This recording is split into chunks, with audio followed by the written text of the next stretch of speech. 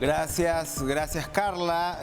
Comenzamos este cara a cara con un tema muy importante, un tema que siempre preocupa, un tema que no hay que descuidar, un tema que se supone en el cual estamos embarcados como sociedad, como país, que es el tema educativo. O sea, acabamos de ver pues un cambio en este ministerio. Es en realidad el 10º ministro, el señor Gallardo, que tenemos en los últimos 5 años, precisamente desde que salió después de un periodo relativamente prolongado para los estándares del Perú, donde se pudieron plantar muchos temas fundamentales con respecto a no solamente reforma de educación primaria, secundaria, ¿no?, de educación básica, sino también, por supuesto, todo lo que tiene que ver con la SUNEDU, el caso de Jaime Saavedra, que es hoy director global de educación del Banco Mundial y a quien le damos la bienvenida esta noche. ¿Cómo está, Jaime?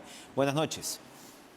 Enrique, buenas noches, un gusto saludarte. Igualmente, usted es funcionario internacional y por supuesto los funcionarios internacionales no opinan sobre exactamente las coyunturas políticas de los países, pero yo sí le quiero pedir, a ver, ¿qué es lo que se debe defender en términos de lo avanzado por el Perú? Preocupa de todas maneras pues ciertos bandazos, que de un lado se dice que hay mucha preocupación por la educación, etcétera, pero por otro lado los perfiles evidentemente de algunos ministros no dicen eso. El ministro Cadillo, con quien el exministro Cadillo, con quien pude conversar un buen momento en su despacho, yo lo veía bien, digamos, manejado en términos de lo que debía ser la continuidad de la reforma educativa. ¿Qué es lo que se debe defender, Jaime? Mira, Enrique, lo que se debe aprender es el aprendizaje de los chicos. Eso es muy sencillo. El norte de todas las reformas educativas debe ser el aprendizaje de los chicos, el aprendizaje de los jóvenes.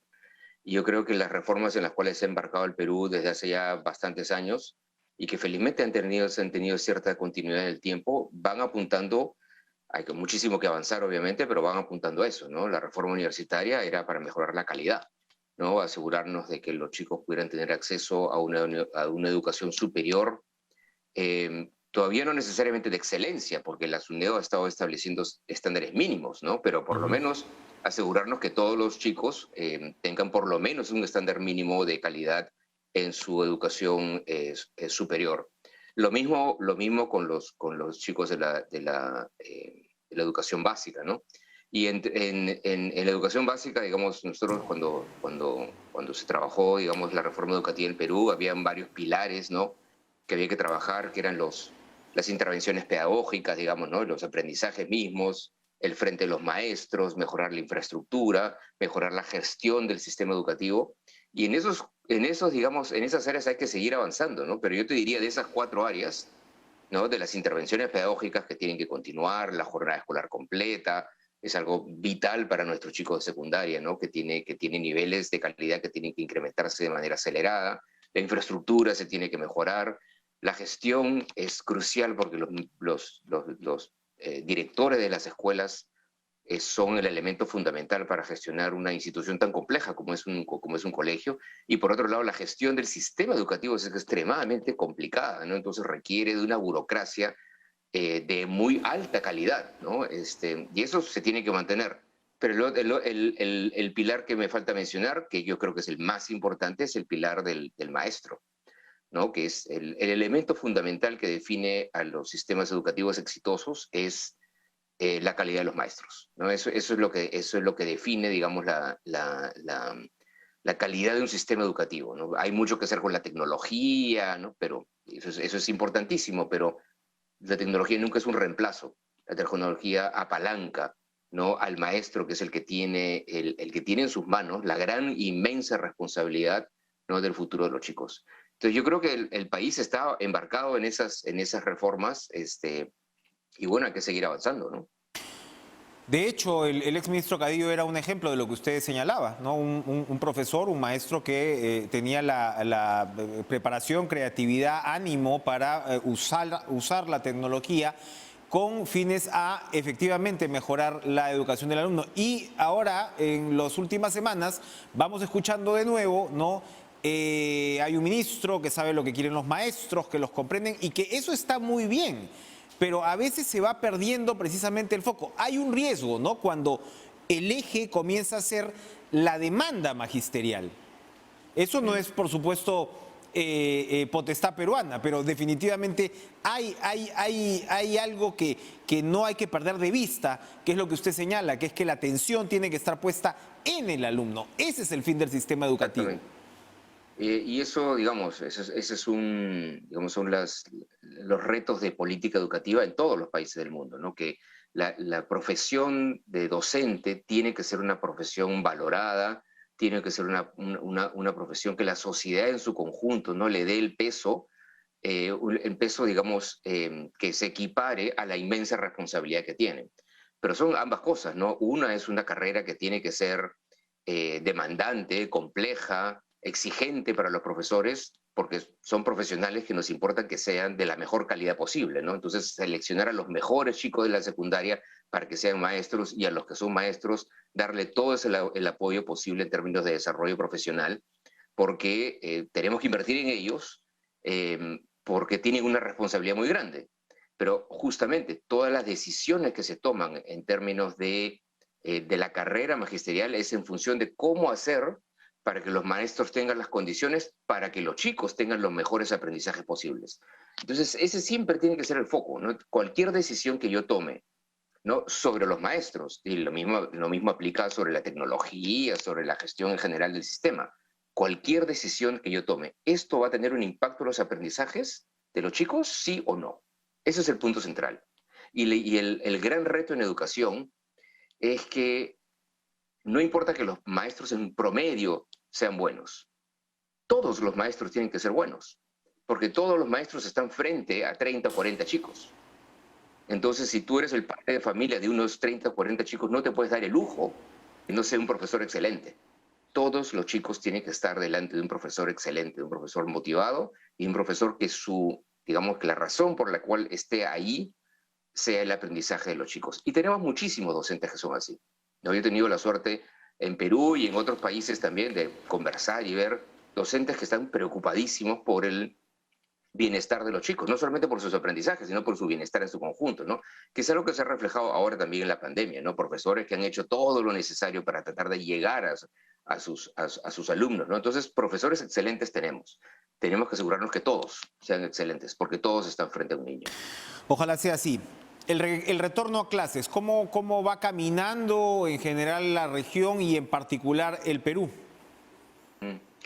Mira, todavía las regiones más rezagadas siguen siendo Asia del Sur, ¿no? Y América Latina, pero ya ambas regiones han empezado a regresar, ¿no? Ya vemos en el mapa, digamos, ya vemos casi todos los países que tienen ya regresos parciales a la educación presencial, y eso tiene que acelerarse, ¿no? Tiene que acelerarse el avanzar lo más posible, ¿no? Porque el impacto sobre el bienestar de los niños es gigantesco, ¿no? Ujú. Una cosa es perder un mes, ¿no? Que se recupera a lo largo del año, pero otra cosa es perder un año y medio, ¿no? Que es lo que han perdido en promedio en América Latina, en algunas partes del Medio Oriente, en Asia del Sur, que se han perdido entre 200 y 250 días de clases presenciales, que es el equivalente ya a 1 o año y medio de clases, ¿no? Entonces, si uno lo piensa bien, es qué va a pasar con ese año y medio que estuviste con un nivel de exposición, digamos, a estímulo educativo, en algunos casos bajo y en algunos casos inexistente, ¿no? ¿Cómo recuperas eso, no? Porque todos los países tienen que escoger, vamos a comprimir 2 años en 3 años en 4, ¿no? Los países no están contemplando tener un sexto de secundaria, ¿no? Que digamos que compense el Claro. año perdido. Si no están pensando en, bueno, cómo se va a repartir esos aprendizajes que no se pueden perder a lo largo de los pocos años que vienen, ¿no? Ujú. Y hay que tener en cuenta, ¿no? Que para los chicos menores, esta, esta, esta pérdida, ¿no? De aprendizajes o este año, digamos, sin exposición a los estímulos necesarios, Es un año que es bien difícil de recuperar, ¿no? Por No supuesto. es lo mismo el año 6 de tu vida, no es lo mismo que el año 40 de tu vida, Ujú, ¿no? ujú. Durante los primeros años de tu vida, digamos, el desarrollo neurológico, el desarrollo socioemocional es aceleradísimo.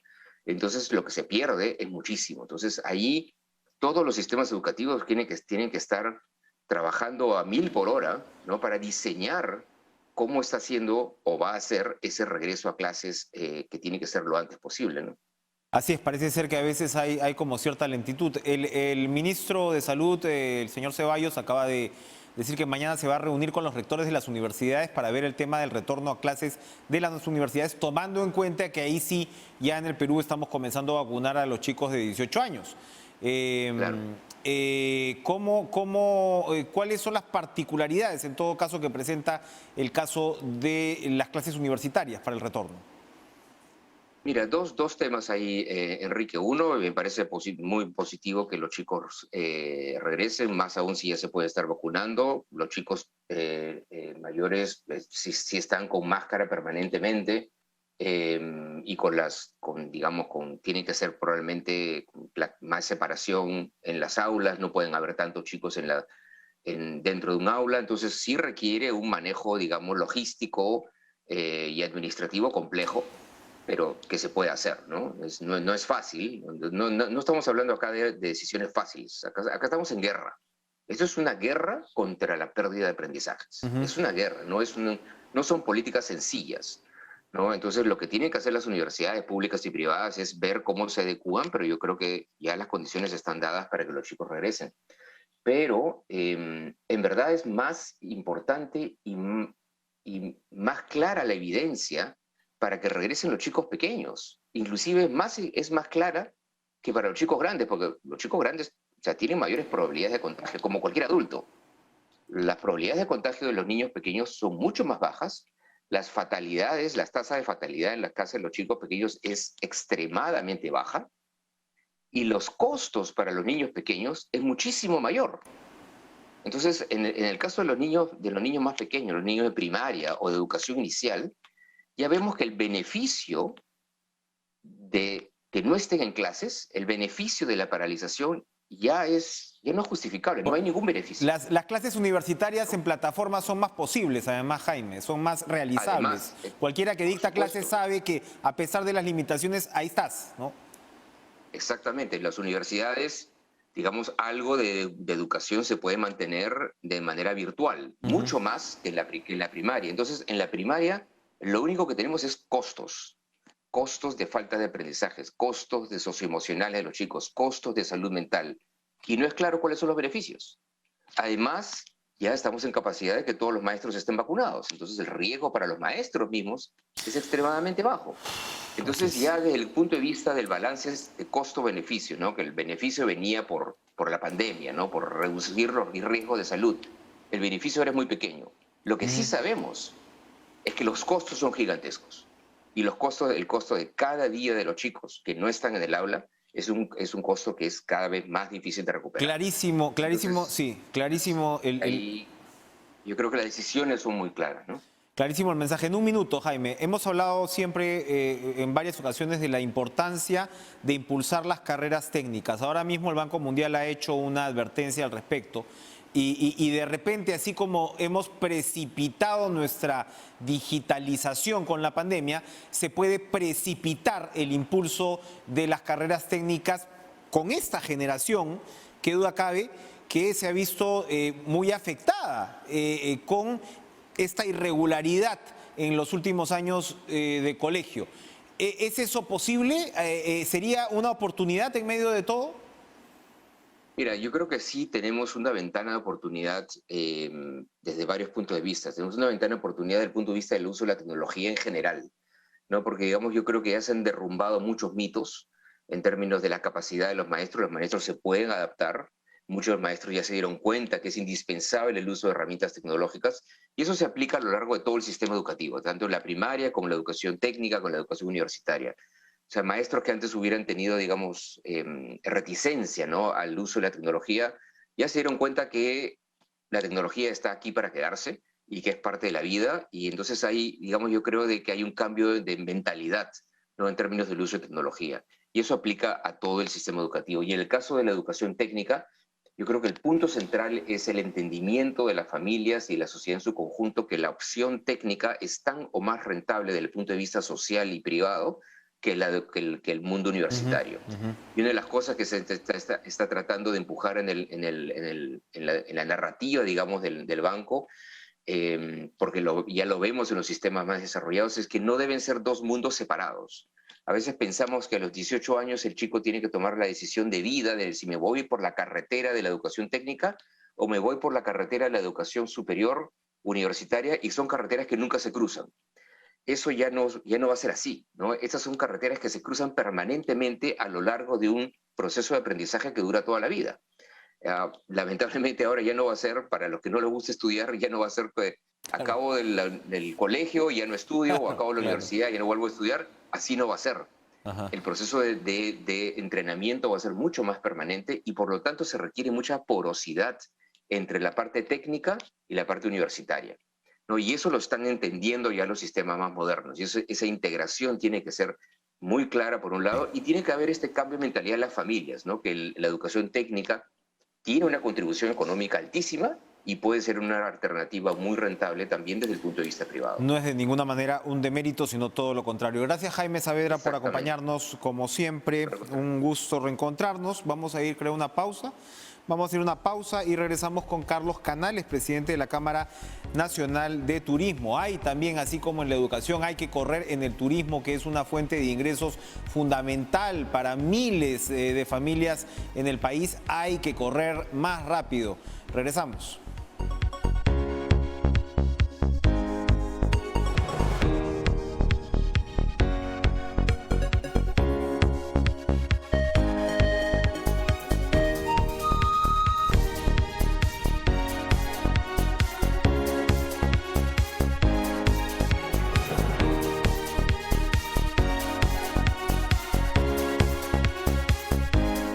Un sector que con justicia ha venido reclamando mayores esfuerzos para su reactivación, que duda cabe, es el del turismo, y le damos la bienvenida a Carlos Canales, presidente de la Cámara Nacional de Turismo. Acabamos de pasar un fin de semana largo que se alargó incluso un día más para el sector público, y ha superado las expectativas con casi 500.000 viajeros pues, en plan de turismo interno. ¿Qué debería seguir? Vamos a preguntárselo precisamente. ¿Qué tal, Carlos? Buenas noches, ¿cómo está usted? Enrique, muchas gracias por la llamada y de verdad muy satisfechos por el cronograma de feriados largos que ha dictado el gobierno.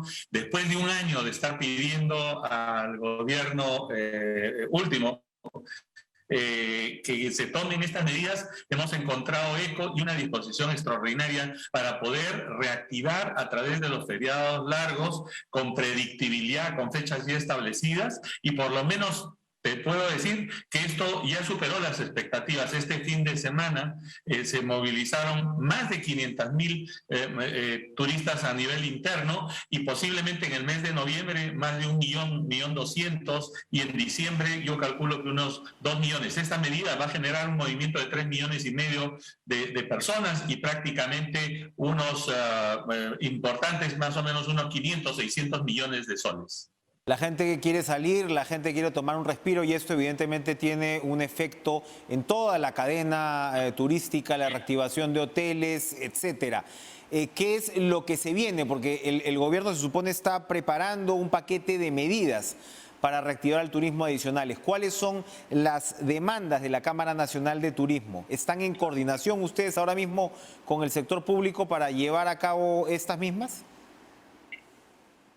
Mira, de verdad que con el ministro Sánchez, si bien es cierto, no pertenece al sector, no conoce el sector turismo, hemos encontrado una persona abierta. La política de puertas abiertas que tiene el ministro desde que ha ingresado realmente es espectacular, porque nos ha permitido interactuar, escucharnos, entender la problemática, hacernos las preguntas del caso, y cada vez su involucramiento ha sido mayor. Tanto es así que, y te digo, hemos estado ausentes de conversaciones con el Estado prácticamente 9 a 10 meses con el gobierno saliente, y cuando hemos visto esta apertura, pero sobre todo el interés y compromiso de ayudarnos a reactivar esos 2,5 millones de empleos que se han ido, y dándole las medidas, y nos dicen son los que necesitan, vamos a trabajarla con el ministro de Economía para poder sacarlos. Vamos a trabajar con el ministro de Transportes, vamos a trabajar con el ministro de Cancillería, con el ministro de Cultura, los aforos a Machu Picchu. Entonces,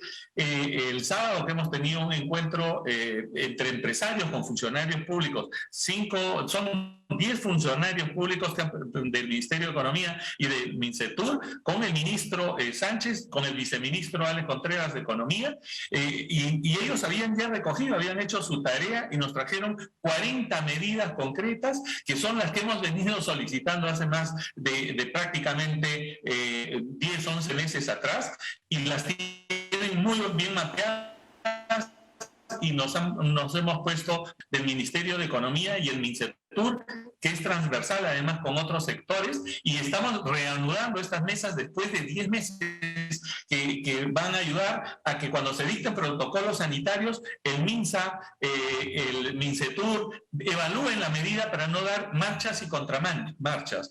Por otro lado, la reactivación económica requiere de recursos, y al parecer justamente los anuncios que se nos viene dando, ya hay mayores recursos de aquí a fin de año para salvaguardar la salud financiera de las empresas a través del FAE Turismo, a través de las medidas del Turismo Emprende, que se están ampliando a partir del Plan Copesco para las infraestructuras turísticas. Este es un momento muy importante, porque las proyecciones que nosotros teníamos era recuperarnos a partir del año 2023-2024. Creo que si se implementan las medidas que estamos conversando con el ministro Sánchez, con el MEF, con el canciller Oscar Maurtua, todo eso podría empezar mucho más rápido y empezar con muy buen pie el 2022.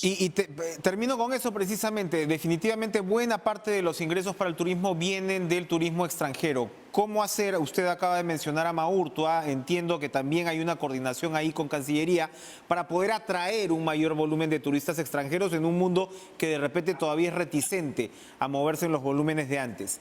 ¿Qué hay que hacer al respecto? Mira, el tema, lo primero, y es ahí donde hemos pedido ajustes al ministro Sánchez en PROMPERÚ, cambiar el equipo, porque lamentablemente no ha habido diálogo con nosotros, pero las cosas concretas, no hay que mirar el pasado, hay que mirar el futuro. El Perú es el país que tiene la mejor y mayor cantidad de protocolos sanitarios que preservan el cuidado y la salud biosanitaria de todos nuestros turistas. No hay forma que en el sector turismo te vayas a contagiar en virtud desde que tú tomas un avión, un ferrocarril, un crucero, transporte turístico terrestre, y luego vayas a los restaurantes, a los hoteles, a los centros arqueológicos, a los parques naturales, puedas tener todos los protocolos adecuados con distancia física, etcétera, y vamos a poder cumplirlos. Pero esto hay que comunicarlo, y no lo hemos comunicado. Esa es la gran campaña que vamos a asumir para poder anunciarle al mundo que cuando vengas al Perú tienes el destino más seguro en forma biosanitaria, por lo menos de América Latina, y lo podemos asegurar. Lo segundo es comenzar a buscar líderes de opinión en todo el mundo. Con Cancillería vamos a invitar a los 500 personas más influyentes de la revista Forbes, del ranking Forbes, para que vengan a nuestro país, que les abrimos las puertas, que puedan mirar este tema. La próxima semana tenemos, en 2 semanas, un Congreso Nacional auspiciado por el Mincetur, donde estamos trayendo a todos los micro y pequeños empresarios de la Cámara Regional de Turismo del Interior. Un mega evento de 2 días donde vamos a tener la opinión de la ministra de Cultura, y nos dirá cómo hacemos para activar los aforos a Machu Picchu, cómo elevar de 3.500 a 6.000, pero cuidando los protocolos sanitarios. Tendremos al ministro de Transportes que nos ayudará a decir cómo vamos a eliminar la informalidad para tener transporte seguro por nuestras carreteras. Tendremos al ministro de Relaciones Exteriores indicándonos cómo van las negociaciones para la apertura de las fronteras. 1,5 millones de extranjeros ingresan por nuestras fronteras prepandemia. Y todo esto servirá para que esas 400 o 500 extranjeros que llegan diariamente hoy al Perú, cuando antes venían 14.000 a 15.000. Imagínate la diferencia. Entonces, tenemos un acumulado solamente de 180.000 extranjeros, Enrique, en los 9 meses. Y antes, prepandemia, un mes era entre 350 a 400.000 extranjeros. Entonces, esas medidas tienen que ir para poder promover el país como el destino más seguro de América Latina, para poder abrir nuestras fronteras con los países limítrofes, para tener una política no restrictiva, que vengas y estás vacunado con la dosis completa, bienvenido al Perú. No te voy a tomar PCR, no te voy a tomar antígeno. Si no te has vacunado, te voy a pedir la prueba de antígeno, como lo pide México, Colombia, República Dominicana, Panamá. O sea, lo que tenemos que hacer es destrabar todas las barreras de acceso que hemos tenido últimamente, siempre respetando los protocolos sanitarios. Ahí tenemos que fiscalizar y ser muy exigentes. Muchas gracias, Carlos Canales, presidente de la Cámara Nacional de Turismo, por estar con nosotros. Vale destacar que en este caso este ministerio se haya puesto las pilas. Usted ha sido muy crítico cuando ha tocado, y así como criticamos ministerios que pueden tener problemas, vale pues destacar, como repito, el trabajo en este caso del señor Sánchez. Uno piensa en la Reina del Sur, los Transformers. Hoy me gané con la filmación de la Reina del Sur, y son precisamente todos estos argumentos, ¿no?, que pueden ayudar un poco a jalar otra vez al turismo. Gracias, Carlos, por estar con nosotros esta noche en Cara a Cara. Vamos a continuar en la línea económica global, porque, a ver, en los últimos días lo que hemos visto es que lo que se llama la crisis de los contenedores ha estallado, pero con fuerza, en el Reino Unido, y se ve que hay además un déficit de camioneros en uno de los puertos más importantes, ¿no?, del Reino Unido, por ende también de Europa. Pero esto es una crisis que aparentemente lleva ya varias semanas. Hay una crisis de tráfico de contenedores en todo el mundo, que si no fuera suficiente las presiones inflacionarias que tienen que ver con la energía y con otros puntos, pues ahora lo que estamos viendo es que hay un tremendo tráfico, un tremendo embotellamiento en el comercio global, que por supuesto puede sumarse a estas presiones que menciono. Esto nos lo va a explicar mucho mejor que yo Manuel Carpio Rivero, especialista en cadena logística y docente de la Pacífico Business School, a quien le damos la bienvenida esta noche. Manuel, buenas noches. Gracias por estar con nosotros. Hola, Enrique, gracias por invitarme nuevamente. Un gusto estar aquí con usted. Un gusto, sí. A ver, cuéntenos por favor en qué se origina una crisis tan particular para el comercio global. Sí, claro. Esta crisis va mucho más allá de una crisis de contenedores. De hecho, va mucho más allá de una crisis de transporte. Lo que estamos viendo ahora es una crisis en lo que llamamos supply chain o cadena de suministros, que es toda esa cadena de valor donde va transitando los productos de un lugar a otro. ¿Sí? Así que es una crisis que engloba mucho más que el transporte, que los contenedores o que los puertos. Eso como introducción. Ahora, ¿cómo surge la crisis? ¿Y por qué la crisis viene en aumento? El disparador, el gatillador principal, claramente es el COVID. Desde que empezó el COVID había una serie de restricciones. Restricciones sobre todo en capacidades productivas, capacidades de operadores, personas, restricciones en los puertos, y eso ha hecho que la capacidad para poder sostener el flujo, el tráfico de mercancías haya disminuido significativamente. Eso por un lado. Ahora, por otro lado, y también a raíz de la crisis del COVID, muchos de nosotros hemos variado nuestras tendencias de consumo y hemos empezado a consumir más bienes materiales, toda vez que no podíamos tener acceso a otros servicios. Y eso ha hecho que la demanda aumente de forma significativa. Así que si tenemos restricciones en la capacidad de producción operativa y tenemos un aumento en la demanda producto de un cambio en el comportamiento de la misma, tenemos pues la tormenta perfecta para que se genere una crisis como la que estamos viviendo ahora. A esto se le suma, como bien decía hace un momento, otras crisis en otras partes del mundo, como por ejemplo en el Reino Unido, como por ejemplo en Europa y en Asia, en relación a la crisis energética, que eso hace que limite mucho más la capacidad de producción y operativa de muchas industrias. Y bueno, y para hablar del Perú, ¿cómo nos afecta particularmente? Porque claro, como país exportador también tiene ahí mucho que ver.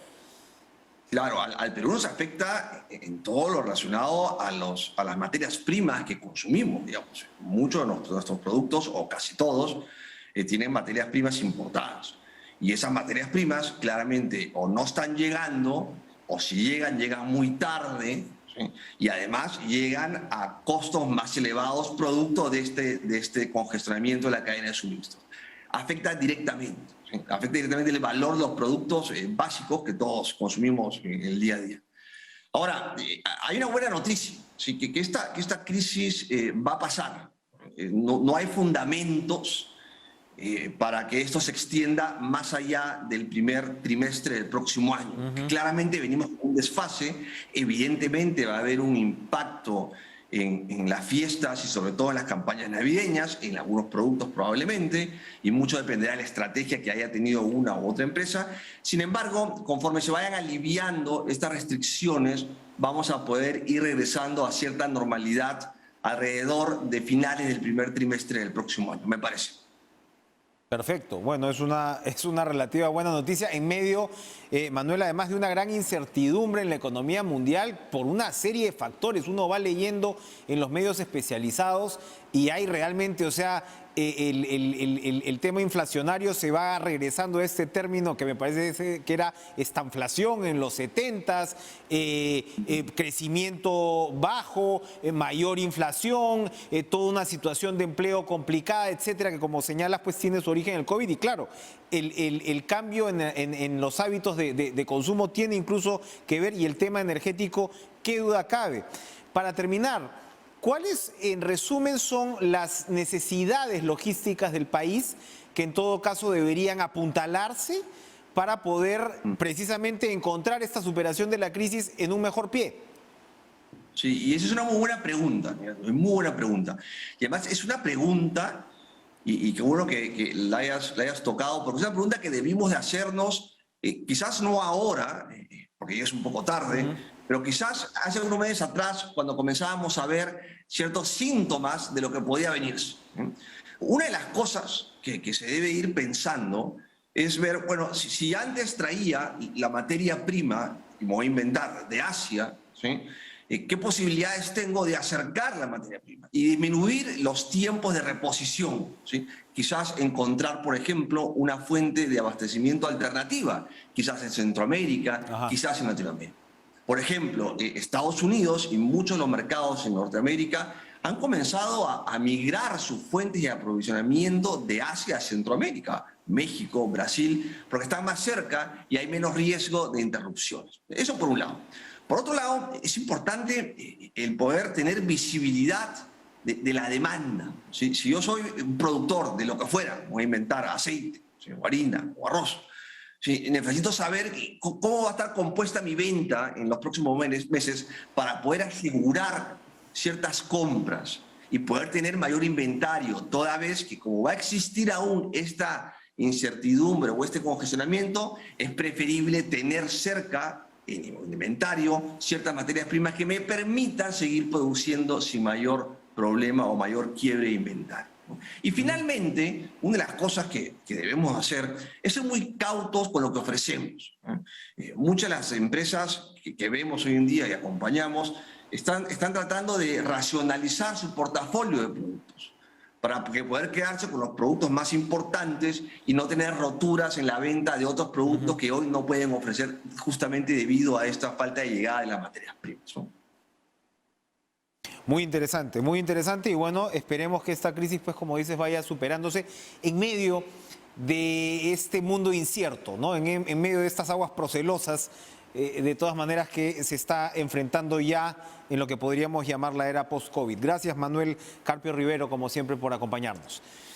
Vamos, Enrique, buenas noches. Buenas noches. Vamos a ir a una pausa y regresamos con Rubén Vargas, ex presidente ejecutivo de Devida. Hoy la primera ministra ha repetido lo que dijo en este programa con respecto a la designación del ministro del Interior y claro, después lo que ha ocurrido es una crisis porque el presidente, quien era el presidente de Devida, pues ha renunciado en abierta confrontación con lo descrito y lo dicho por el ministro Barrenzuela. Volvemos tras la pausa.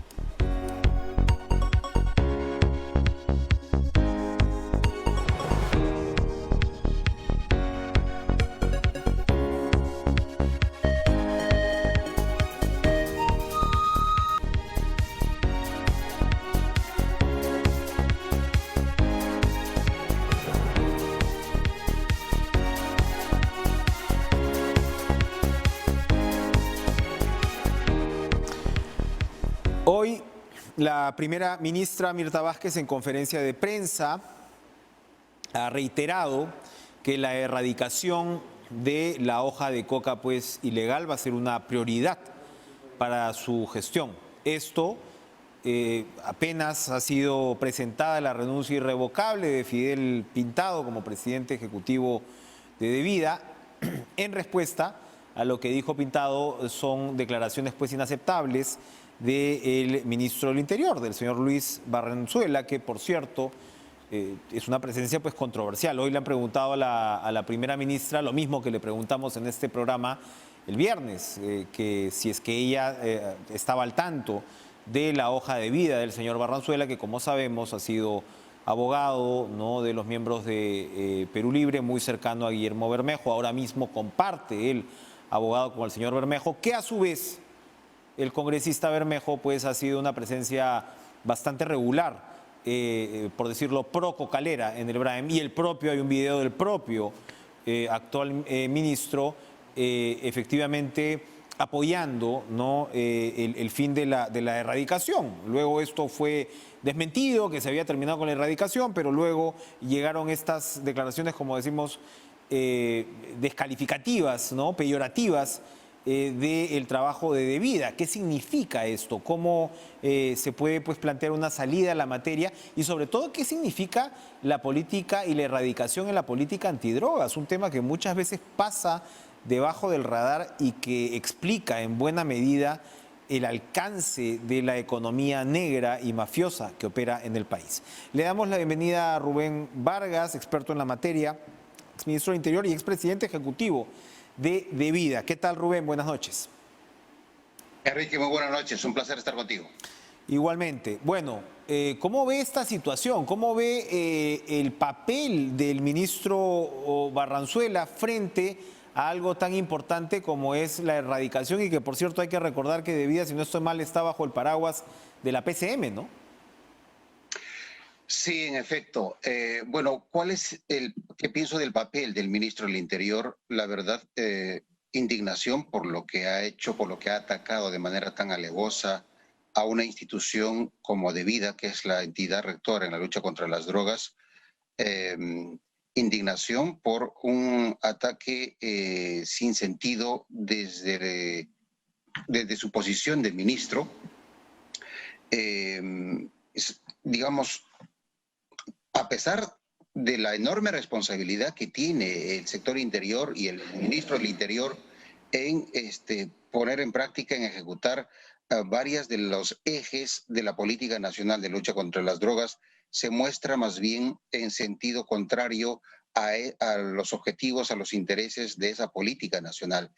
Estamos hablando en específico respecto a la opinión que tiene él de la erradicación, a la opinión que tiene él sobre los cultivos de hoja de coca, sabiendo que son coca excedentaria, sabiendo que son coca que termina en los mercados negros de la cocaína, pero pretende utilizar al campesino cocalero para fines políticos. En realidad, estamos frente a un personaje que creo que se ha equivocado de función y de responsabilidad.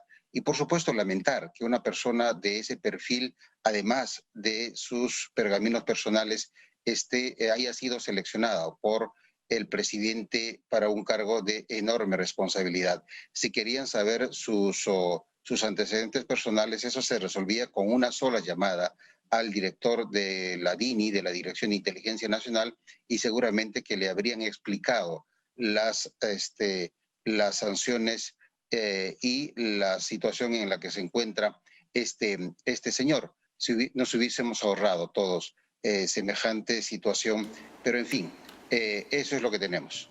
Hoy la ministra ha reiterado lo que dijo en este programa, ¿no? Que era parte, digamos, también lo que era el Ministerio del Interior y el Ministerio de Educación, la parte de una negociación del presidente. La lectura es clara, Rubén, parte de una negociación del presidente para no romper con finalmente lo que es la bancada oficialista. Tienes una parte que tiene una presencia magisterial, ya vemos el ministro Gallardo, y tienes otra parte que es la línea dura de Perú Libre, pero como señalas, hay formas y formas.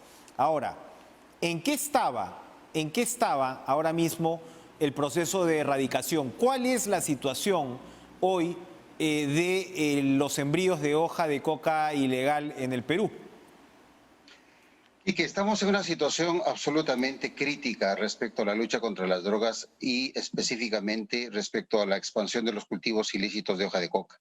En el año 2020, como consecuencia de la emergencia sanitaria, se suspendió las acciones de erradicación en los primeros meses del año y solamente se logró erradicar un poco más de 600 hectáreas de las 25.000 que tendría que haberse erradicado como meta.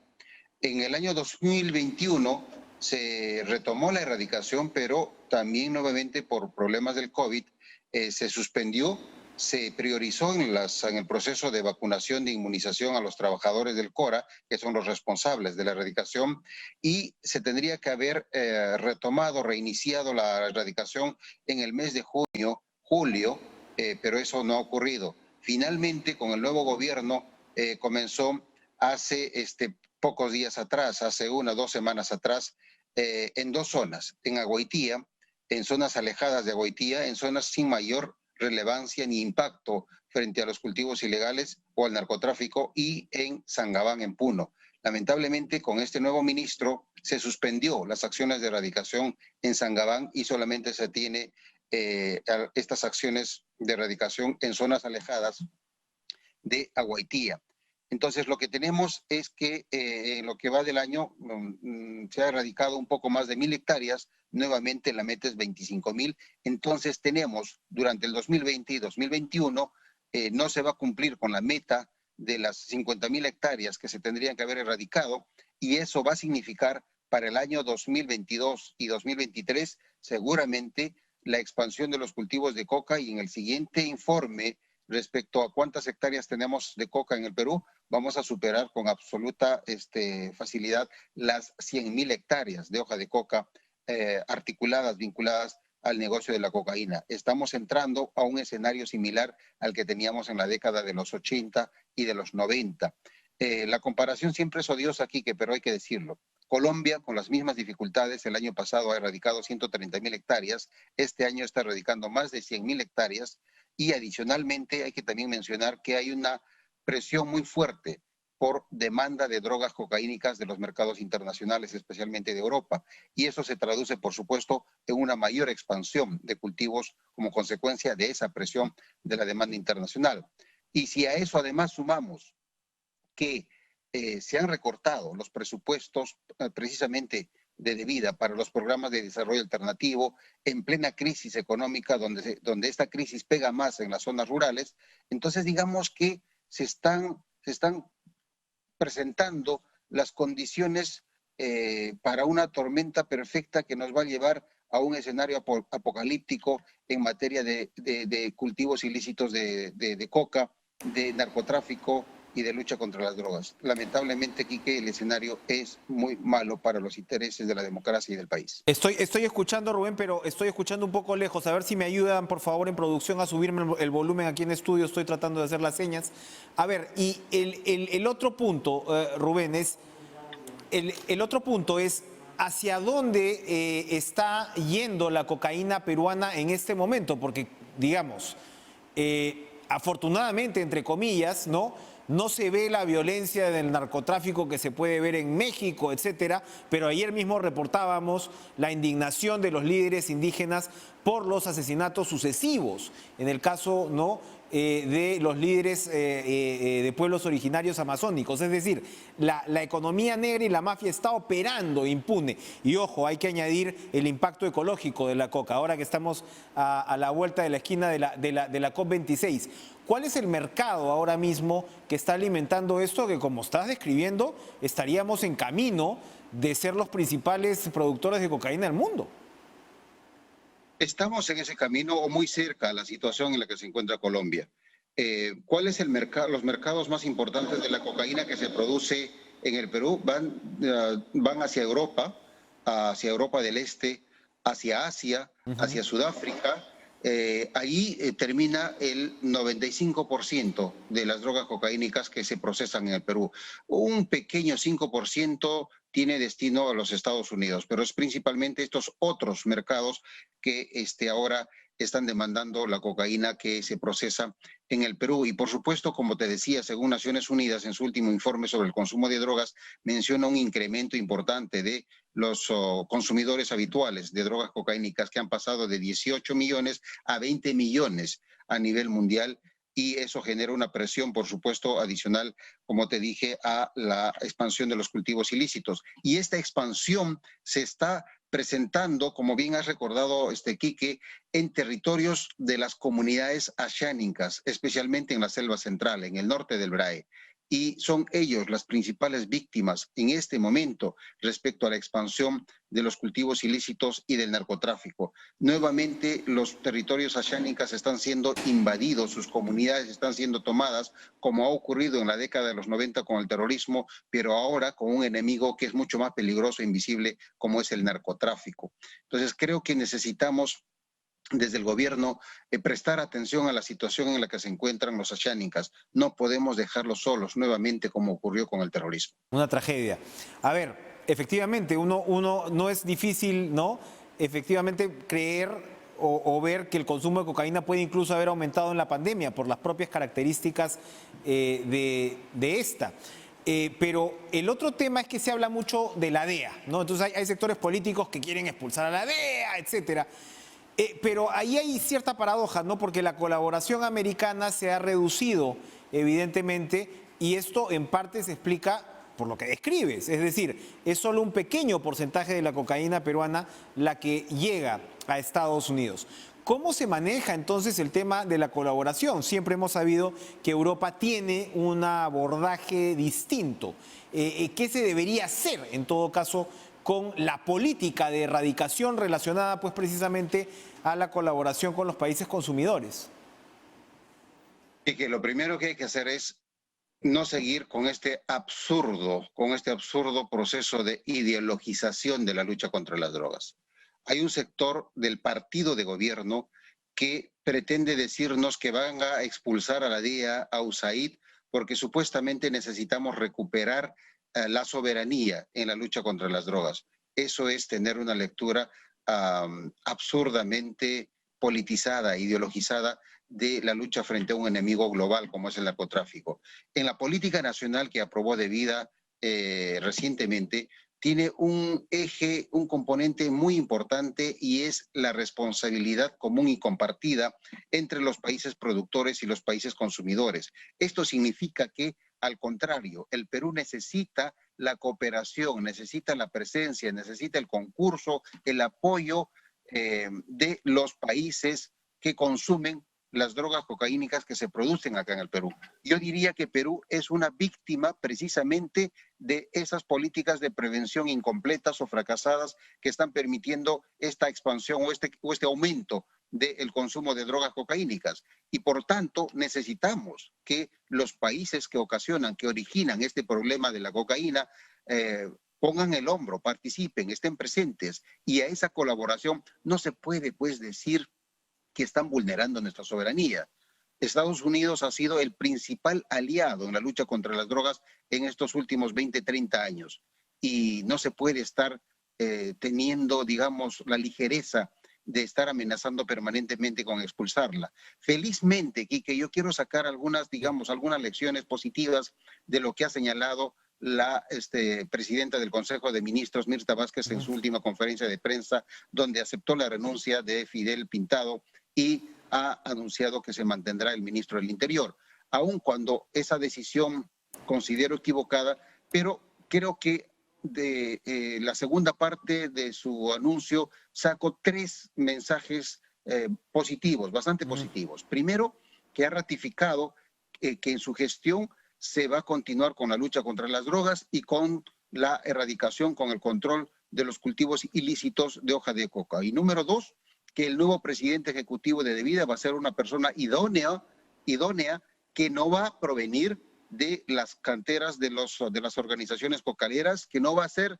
un asesor de las organizaciones cocaleras, que no va a ser un apologista de las organizaciones cocaleras, que no va a ser un anti-erradicación de los cultivos ilícitos de la hoja de coca.